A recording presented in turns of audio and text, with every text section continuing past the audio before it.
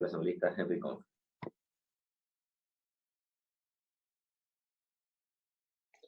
Gracias, señor presidente.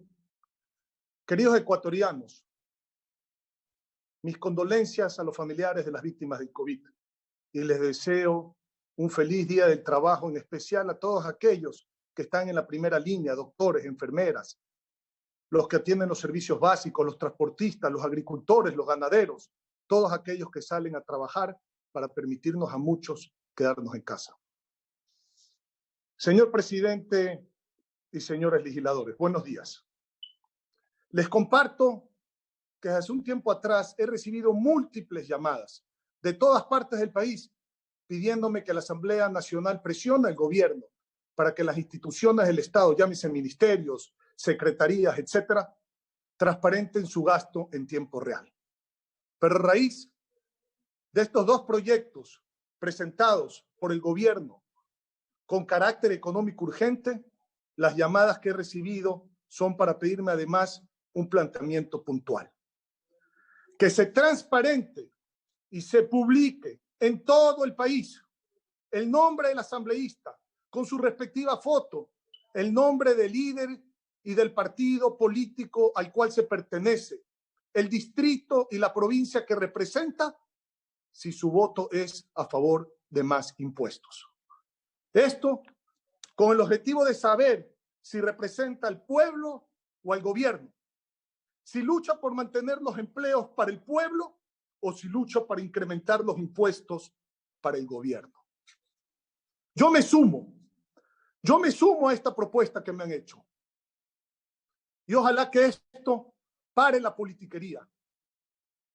La politiquería es decir que no se está de acuerdo en un artículo para quedar bien y votar a favor de eso que se dice no estar de acuerdo. Eso no encontrarán en nosotros ni en nuestro partido político, señores. Veo monstruosidades en este informe de esta ley impuestera y además inconstitucionalidades e ilegalidades, como ese artículo 5 que establece un impuesto a los bienes inmuebles no enviado por el Poder Ejecutivo.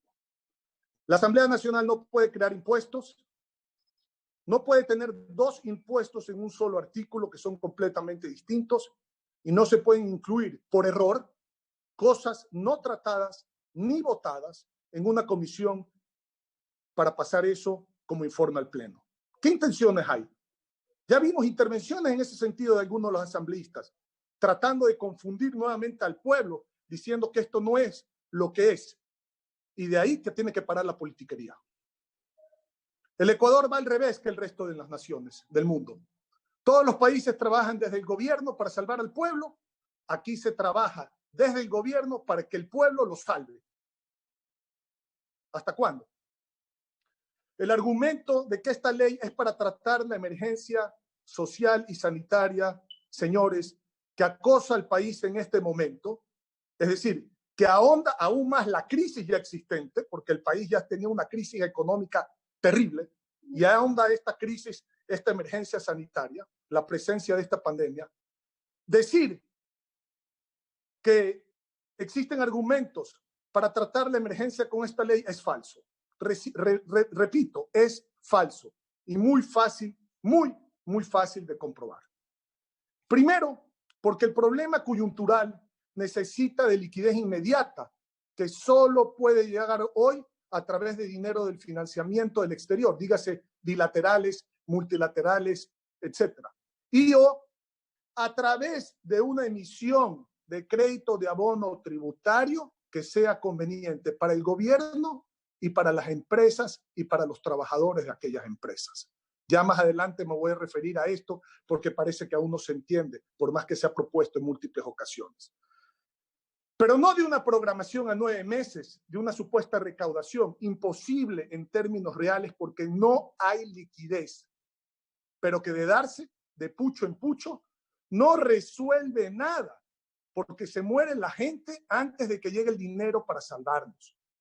Entonces, si es para salvar el hueco financiero, que hoy sobrepasa, escúcheseme bien, los 16,000 millones de dólares, Tampoco resuelve, porque estiman recaudaciones reales, exagerando, por supuesto, de 900 millones. Con un grave error. Solo quieren ver cuánto reciben sin ver cuánto pierden por atacar la economía, secarla aún más y dejar a la gente sin empleo y, por lo tanto, sin consumo. Entonces, señores, el estallido social, la imposibilidad de la recaudación tributaria, el agravar la situación económica actual con estas medidas, la pérdida de más empleos, el deterioro del bienestar, hace que el resultado de aprobar esta ley sea totalmente negativo, por lo cual no tiene sentido la misma en la exacción. Hay alternativas, lo hemos dicho con absoluta claridad. ¿Qué no se entiende de emitir por parte del gobierno? Un crédito de abono tributario, lo cual las empresas lo pueden comprar no con dinero en efectivo en ese momento, sino con algún título de valor o pagaré. Y ese pagaré se descuenta en la banca. Tiene el efecto que quiere el gobierno, tener la liquidez. Tiene el efecto de no quitarle la plata a las empresas para que puedan sostener los empleos, porque irían descontando ese pagaré en la banca a 5 o a 6 años plazo. Y además tiene un efecto positivo para las empresas que lo compren, porque de querer descontar esos créditos de abonos tributarios de manera inmediata y no esperar el vencimiento, tendrían un efecto también de liquidez. Es decir, aquí el problema no es lo que se necesita, sino cómo se quiere tener ese dinero, afectando la economía cuando hay soluciones para que el gobierno tenga el dinero y para que las empresas tengan el dinero.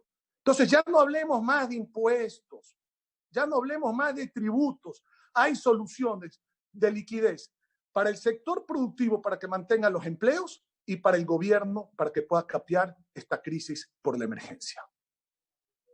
Pero hay otras medidas de liquidez que se han olvidado en el país.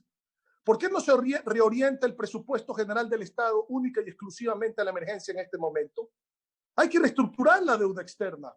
¿Nos olvidamos ya de focalizar subsidios que se dijo hace 7 meses que se iba a hacer en 7 días? ¿Nos olvidamos de obtener nuevos créditos en el mercado internacional? ¿Nos olvidamos de concretar las concesiones y las alianzas público-privadas? ¿O de realizar avances en cuanto a las regalías, por ejemplo, en el sector minero? ¿Nos olvidamos que hay contratos que están por vencer, que no hay para qué renovarlos, que no implica despidos en el sector público? Nos olvidamos de hablar de las reducciones de horas de trabajo también en el sector público frente a lo que se está viviendo. Es decir, nos hemos olvidado lo que hay que hacer y queremos solo enfocarnos en la exacción. Y de ahí nuestra posición al no estar de acuerdo. Señores, finalmente, y en honor al tiempo, les pregunto, ¿le apuestan a terminar con los empleos, reducir la economía, destruir las empresas, acelerar la crisis? ¿O le apuestan al crecimiento económico, a los recursos frescos, a sostener los empleos y a desacelerar la crisis buscando la reactivación económica? Eso es lo que tenemos que entender todos los ecuatorianos que estamos viendo esto y que estamos escuchando esto. La decisión es suya, señores. ¿Más impuestos o más empleos? Mi partido y yo nos inclinamos por los empleos y que el pueblo sepa y reconozca a quienes se inclinan por los impuestos. Muchas gracias, señor presidente. Muchas gracias, señores legisladores.